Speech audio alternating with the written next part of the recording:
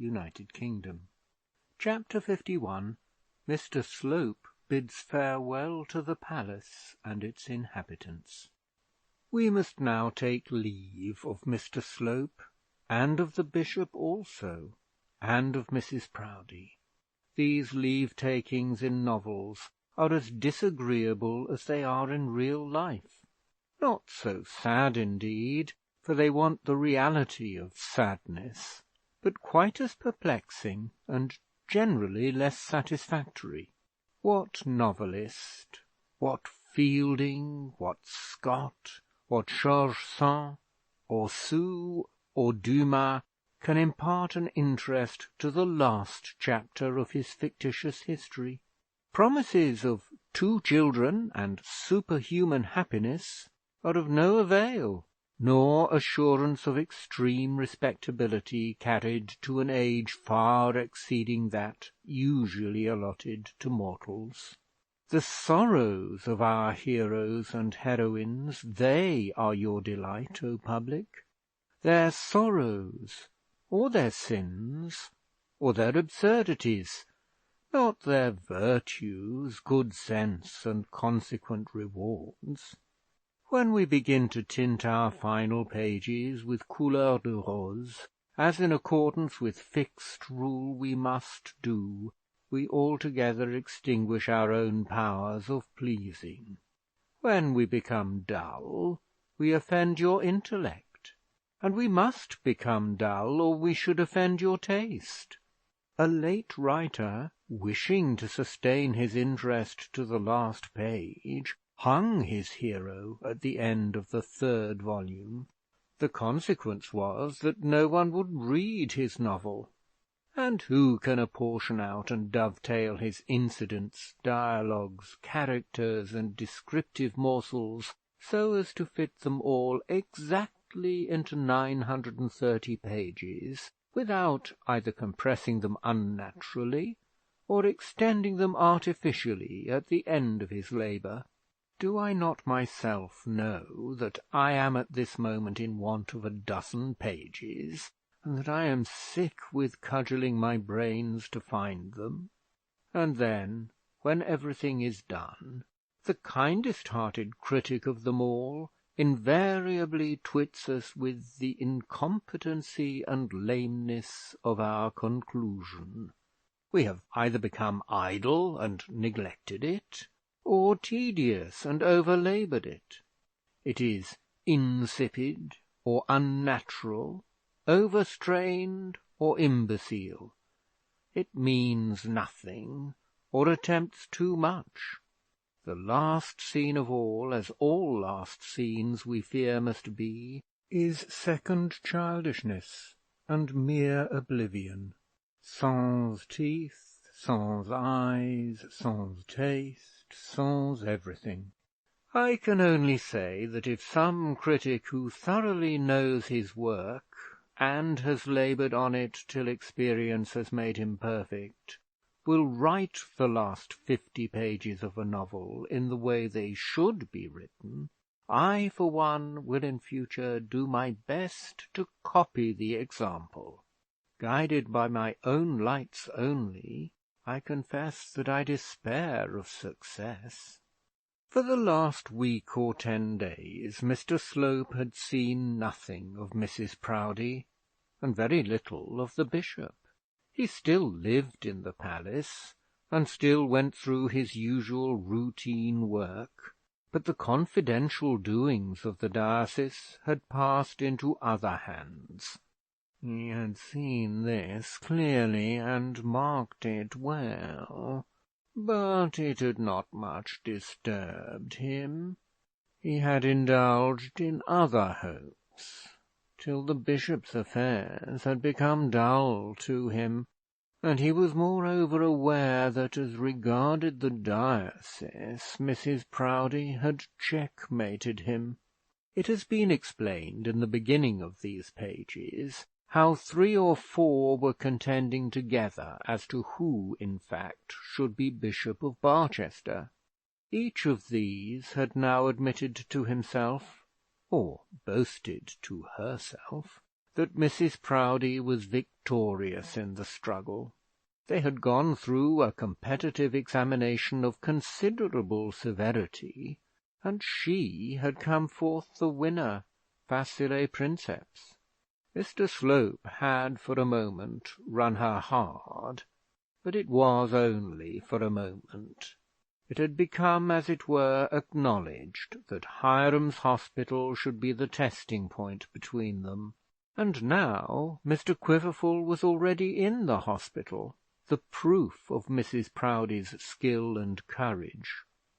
All this did not break down Mr Slope's spirit, because he had other hopes. But alas, at last there came to him a note from his friend Sir Nicholas, informing him that the deanship was disposed of. Let us give Mr Slope his due. He did not lie prostrate under this blow, or give himself up to vain lamentations. He did not henceforward despair of life, and call upon gods above and gods below to carry him off.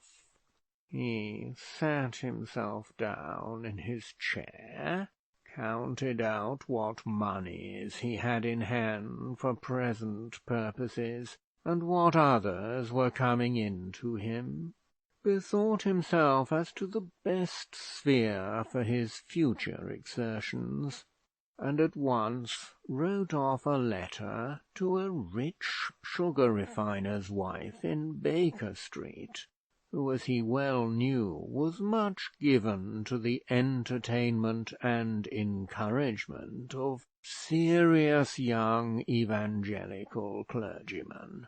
He was again, he said, upon the world, having found the air of a cathedral town, and the very nature of cathedral services uncongenial to his spirit. And then he sat a while, making firm resolves as to his manner of parting from the bishop, and also as to his future conduct. At last he rose, and twitched his mantle black, tomorrow to fresh woods and pastures new. Having received a formal command to wait upon the bishop, he rose and proceeded to obey it. He rang the bell and desired the servant to inform his master that, if it suited his lordship, he, Mr Slope, was ready to wait upon him. The servant, who well understood that Mr Slope was no longer in the ascendant, brought back a message saying that his lordship desired that Mr Slope would attend him immediately in his study.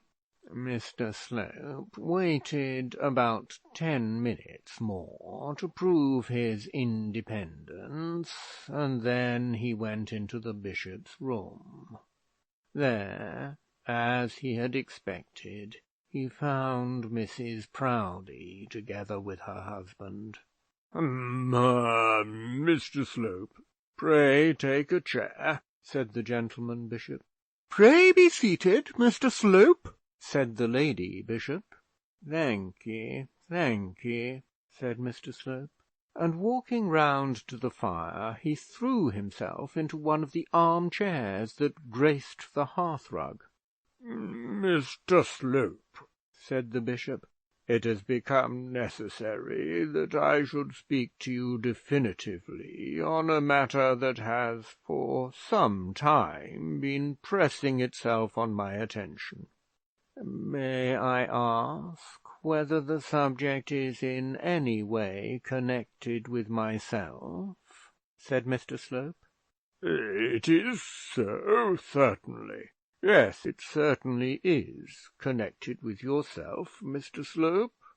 "Then, my lord, if I may be allowed to express a wish, I would prefer that no discussion on the subject should take place between us in the presence of a third person." "Don't alarm yourself, Mr Slope," said Mrs Proudie. "No discussion is at all necessary. The bishop merely intends to express his own wishes." "I merely intend, Mr Slope, to express my own wishes. No discussion will be at all necessary," said the bishop, reiterating his wife's words. "That is more, my lord, than we any of us can be sure of," said Mr Slope. "I cannot, however, force Mrs Proudie to leave the room, nor can I refuse to remain here if it be your lordship's wish that I should do so." "It is his lordship's wish, certainly," said Mrs Proudie. "Mr Slope," began the bishop in a solemn, serious voice, "it grieves me to have to find fault. It grieves me much to have to find fault with a clergyman, but especially so with a clergyman in your position." "Why, what have I done amiss, my lord?" demanded Mr Slope boldly. "What have you done amiss, Mr Slope?" said Mrs Proudie, standing erect before the culprit, and raising that terrible forefinger. "Do you dare to ask the bishop what you have done amiss? Does not your conscience—" "Mrs Proudie, pray let it be understood once for all that I will have no words with you." "Ah, sir, but you will have words," said she. "You must have words. Why have you had so many words with that Signora Neroni? Why have you disgraced yourself, you, a clergyman too, by constantly consorting with such a woman as that, with a married woman, with one altogether unfit for a clergyman's society?"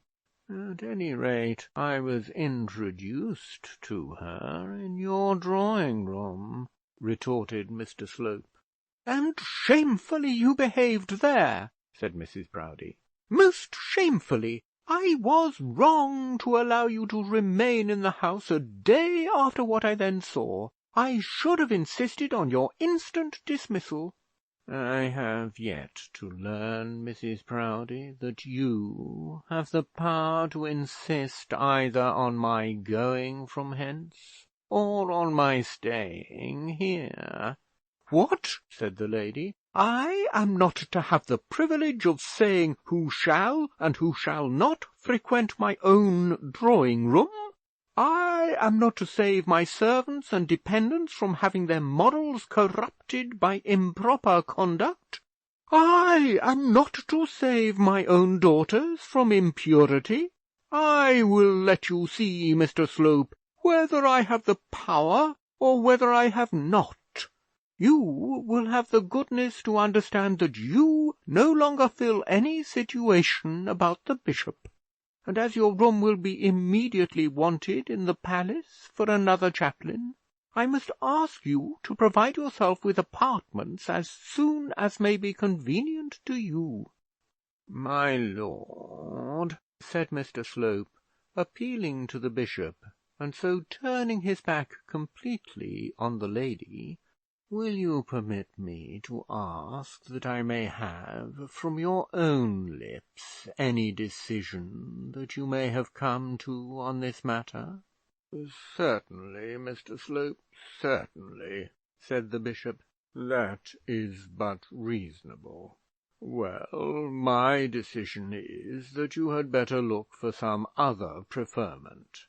For the situation which you have lately held, I do not think that you are well suited." "And what, my lord, has been my fault?" "That Signora Neroni is one fault," said Mrs Proudie, "and a very abominable fault she is. Very abominable and very disgraceful. Fie, Mr Slope, fie! You an evangelical clergyman indeed! My lord, I desire to know for what fault I am turned out of your lordship's house. You hear what Mrs Proudie says, said the bishop. When I publish the history of this transaction, my lord, as I decidedly shall do in my own vindication, I presume you will not wish me to state that you have discarded me at your wife's bidding, because she has objected to my being acquainted with another lady, the daughter of one of the prebendaries of the chapter. You may publish what you please, sir, said Mrs Proudie, but you will not be insane enough to publish any of your doings in Barchester. Do you think I have not heard of your kneelings at that creature's feet, that is, if she has any feet, and of your constant slobbering over her hand? I advise you to beware, Mr Slope, of what you do and say. Clergymen have been unfrocked for less than what you have been guilty of. My lord, if this goes on, I shall be obliged to indict this woman, Mrs Proudie, I mean, for defamation of character. I think, Mr Slope, you had better now retire, said the bishop. I will enclose to you a cheque for any balance that may be due to you. Under the present circumstances, it will of course be better for all parties that you should leave the palace at the earliest possible moment. I will allow you for your journey back to London, and for your maintenance in Barchester for a week from this date.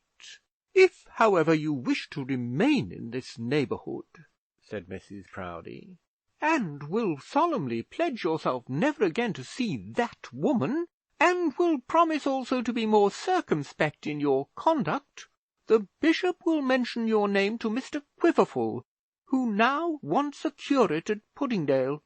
The house is, I imagine, quite sufficient for your requirements, and there will, moreover, be a stipend of £50 a year.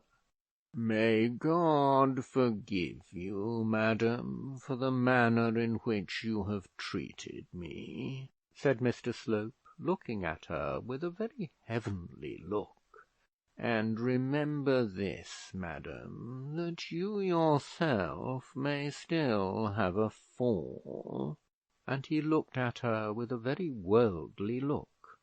As to the bishop, I pity him. And so saying, Mr Slope left the room. Thus ended the intimacy of the Bishop of Barchester with his first confidential chaplain. Mrs Proudie was right in this, namely, that Mr Slope was not insane enough to publish to the world any of his doings in Barchester. He did not trouble his friend Mr Towers with any written statement of the iniquity of Mrs Proudie, or the imbecility of her husband. He was aware that it would be wise in him to drop for the future all allusion to his doings in the cathedral city. Soon after the interview just recorded, he left Barchester, shaking the dust off his feet as he entered the railway carriage. And he gave no longing, lingering look after the cathedral towers as the train hurried him quickly out of their sight. It is well known that the family of the Slopes never starve. They always fall on their feet like cats, and let them fall where they will, they live on the fat of the land. Our Mr Slope did so. On his return to town he found that the sugar refiner had died, and that his widow was inconsolable, in other words, in want of consolation. Mr Slope consoled her, and soon found himself settled with much comfort in the house in Baker Street. He possessed himself also, before long, of a church in the vicinity of the Red Road, and became known to fame as one of the most eloquent preachers and pious clergymen in that part of the metropolis. There let us leave him. Of the bishop and his wife very little further need be said. From that time forth nothing material occurred to interrupt the even course of their domestic harmony. Very speedily a further vacancy on the bench of bishops gave to Dr Proudie the seat in the House of Lords which he at first so anxiously longed for. But by this time he had become a wiser man. He did certainly take his seat, and occasionally registered a vote in favour of government views on ecclesiastical matters. But he had thoroughly learnt that his proper sphere of action lay in close contiguity with Mrs Proudie's wardrobe. He never again aspired to disobey, or seemed even to wish for autocratic diocesan authority. If ever he thought of freedom, he did so as men think of the millennium, as of a good time which may be coming, but which nobody expects to come in their day. Mrs Proudie might be said still to bloom, and was at any rate strong, and the bishop had no reason to apprehend that he would be speedily visited with the sorrows of a widower's life. He is still Bishop of Barchester. He has so graced that throne that the government has been averse to translate him even to higher dignities. There may he remain under safe pupilage till the new-fangled manners of the age have discovered him to be superannuated, and bestowed on him a pension. As for Mrs Proudie, our prayers for her are that she may live for ever. End of chapter 51. Recording by Nick Whitley, Purley, United Kingdom.